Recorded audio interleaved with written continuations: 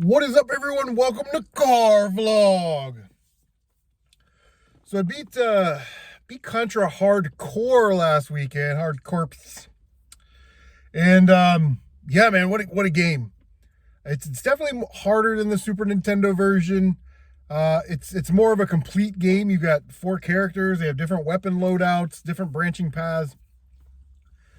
But I will say, if you've ever played that game and you got stuck on the first level is one of the worst levels. And here's my theory. So much is going on in that level. There's explosions and just things breaking apart. And the enemies are coming at you super fast and you can't see the enemy bullets, and it creates a lot of problems. And I think that they tried to fit everything that they could, all the good looking stuff in the game, right? All the flash, as I call it, in that first level, because they didn't anticipate people getting any further. So, buildings are exploding and there's this robot and he's jumping and there's some parallax scrolling and then there's some fire and boom, boom, boom. And there's just stuff going off everywhere. It's kind of maddening. But once you sort of get past that level, everything is trial by error. Everything is sort of repeatable and you just got to kind of remember it. I like that you can have all 4 of your weapons and you can kind of switch them on the fly to kind of help you get through different situations. And the penalty is that if you die, you lose that weapon. So I found myself using the machine gun a lot of the times, especially in those stickier situations. Just in case I died, I wouldn't lose my spread shot or my homing missiles or my bombs or something. I will say that it is kind of a pain in the butt with the Genesis controller if you're using the machine gun, you have to hit this with a weapon switch button 1, 2, 3, 4 times to get to the bomb. And when you have a 6-button controller, that should sort of be mapped.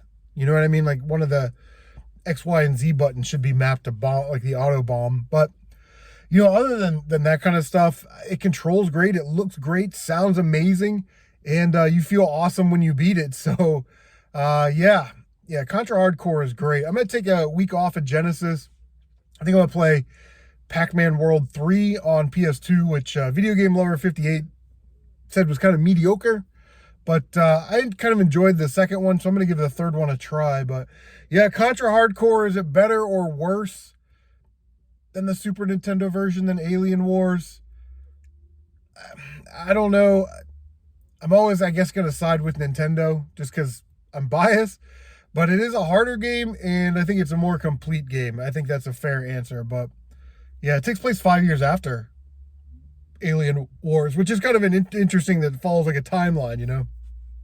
It's not some game that's on its own, 7,000 years into the future or something, where it's not even connected. But it is connected, and it's kind of cool. But anyway, college football season is right around the corner. I'm a big college football fan. Ohio State Buckeyes, if you couldn't tell. Ping! Love my Buckeyes.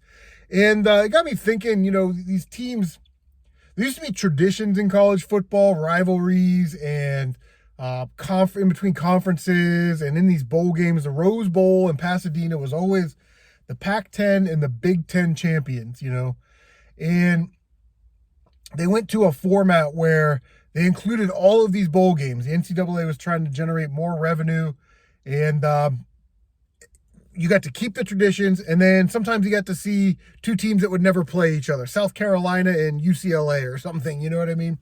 In, the fast cash pawn shop bowl, something, and that was kind of a neat thing. But these guys just want more and more money, and they were not making it with the TV rights. They weren't making it with the bowl games. They were suppressing these kids, young men. Anybody half my age is a kid because I'm old as shit, right? But they weren't letting them do NIL or any of that stuff. And they finally decided to start letting these teams create these super conferences. It was a big deal when Penn State joined the Big Ten back in the mid-90s, or when Nebraska came over, or even, I guess it was not that long ago, 20 years now maybe, that Maryland and Rutgers joined the Big Ten. I'm like, why are we picking up Maryland and Rutgers? Well, it was because of those TV rights in New Jersey and the Baltimore and DC areas, So it's all about the money. And then they exploded with all these bowl games, man. I think there was something like 48 bowl games, and you have teams that are like 5-7. Don't even have winning records. They're not even 50-50. And they're getting into bowl games, and it's just kind of ridiculous. And you just remember like the good old days when they didn't have NIL, and these kids, it was so shocking when these kids got caught doing stuff. It was like, we had an incident in Ohio State where like half the football team was trading their jerseys for tattoos. And that was like a big scandal. They had to vacate wins and give up, victories and all this stuff. You gotta remember, Marcus Dupree was a running back. He committed to Texas. Oklahoma flew him out on a private plane, offered him an oil well back in the early 90s. They offered this recruit an oil well. In the 80s, Eric Dickerson, I think, tells this story about SMU, and he got, some other coach came to his house and wrote a number on a paper and slid it across the paper. Eric Dickerson's like, I looked at the paper and said $100,000. I said, Coach, that's not even close. I want to go back to those days. Now these kids can do whatever they want, and I'm happy for them because these networks and these colleges are making billions of dollars off these kids, and you're not going to let them have cream cheese on their bagels because that's a violation of some kind. But yeah, it's just crazy, the landscape of college football. And Oregon and Washington are going to join the Big Ten. USC and UCLA already have. Colorado left the Pac-10 or the Pac-12 to go to the Big 12. Arizona State are thinking about switching. All these teams we're going to eventually have 4 like super conferences, 10 teams in each division. And you better be able to bring value, because if you don't, you could be on the chopping block. So teams like Indiana that don't really bring any value to the conference, don't generate revenue, don't turn a profit, man, you might be kicked out for a team like Utah. I don't know. But anyway, I'm a huge college football fan. All right, so here we go. We got the movie list. I'll put the comment right there, and I'll do my best to read it. Retro Tiburon, he guessed movie number 4 on the randomizer. And Retro Tiburon, as you can see in his comment here, says, CM Retro, you are extremely good looking and you have excellent bone structure, which is true. He picked a number 4 on the randomizer, which is my 7th favorite movie of all time. It is Heartbreak Ridge, starring Clint Eastwood. I love that movie. That's my favorite military movie. I was in the Marines. You guys probably know that. If you don't, I was in the Marines. So, Gunnery Sergeant Highway. Great movie. Love it. He's the aging, retiring veteran, and he takes on this ragtag team of recon Marines that are just sort of defunct, and he whips them into shape, and they go on a mission. How about that? Isn't that exciting? Love Heartbreak Ridge. All right. MT Shark. My man Mark picked number 5 on the randomizer, which is number 15. Just made it in on my top 15 list. It is No Country for Old Men. I love that movie. Like, Anton Chigurh is like the scariest bad guy because he could be a real person. He's not like Freddy Krueger or Jason or somebody that's like not a real person. Anton Chigurh's character is so menacing in this movie. But, it's got Josh Brolin. So Thanos finds the guy from the Goonies finds a bag of money in this shootout from a drug deal. And it's being radio monitored by the cartel, and they send Anton Chigurh to get it back. And he's like a one-man wrecking crew, ass-kicking machine. So, yeah, it's awesome. I love No Country for Old Men. Tommy Lee Jones is in it. Great movie. And MT Shark's comment, you guys probably saw it there. CM Retro, you're the coolest guy ever. Blah, blah, blah. I bet you smell nice, which I do. And, it's great. Thank you, Mark, for the comment. Number 6 is Mr. Matthews, who guessed my number 2 movie. And Mr. Matthews' comment right there is, Chris, you're probably the 5th greatest video game player I know after Megadan and 21 Savage and all the rest of those guys. And thanks, man. You're my number 1 fan, and I appreciate you. My number 2 movie is my favorite comedy of all time.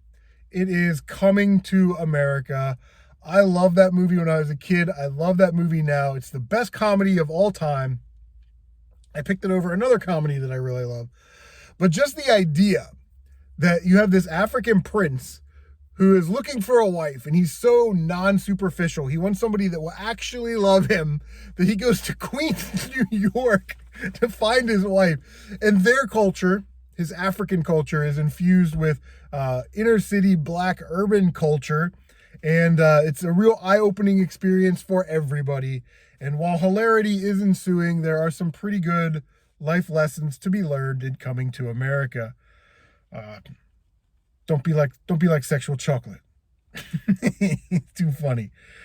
Number 7 was guessed by Nick T. Wolf, and that is actually my 12th favorite movie. And Nick's comment is, Chris, your content is the greatest on YouTube. You guys are reading it right there. And you speak so eloquently, and you have excellent bone structure, and that you agree with Retro Tiburon that I am extremely good looking.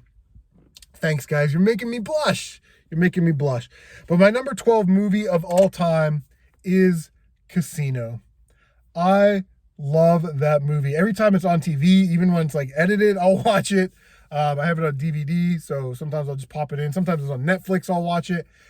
But what a great movie about this fantasy world of building up Las Vegas and how the mob kind of took over everything. It's just a little glimpse into that lifestyle. And speaking of good looking, I know everybody thinks I'm good looking, but Sharon Stone in that movie, man, she was so hot back in the day. Oh my God, you want to talk about childhood crushes? Sharon Stone, so sexy. But yeah, man, it's got everything you want. It's got like drama and action and friends turning on friends and all this mob nonsense going around, and yeah, people getting whacked. One of my favorite scenes in that movie is when Joe Pesci gives like $50,000 to the banker, and he's like, listen, so you're either going to show up with my money or I'm going to show up with a baseball bat. I'm going to crack you in your fucking head, right? And about the time you're coming out of your coma, I'm getting out of jail. And guess what? I'm going to crack you on your head again because I'm stupid like that. It's like, oh my God, that's so awesome. But that's Nicky Santoro is a guy that is a movie villain that could actually exist in real life. Like that person could be walking around out there right now doing God knows what to God knows who. But yeah, Casino, what a great movie, man. Those were the 4 choices that were picked. Numbers 4, 5, 6, 7, and 13 have been taken out of the top 15. I'll leave that in the little comment section there in my comment section. Well, pinned, so you know what numbers have been picked. Looks like we've got 1, 2, 3, 8, 9, 10, 11, 12, 14, and 15 on the randomizer still available. So let me know what movies you guys want me to talk about. Anyway, guys, 13 minutes. Wow. Have you played Contra Hard Corps? Leave a comment down below. Thank you for stopping by.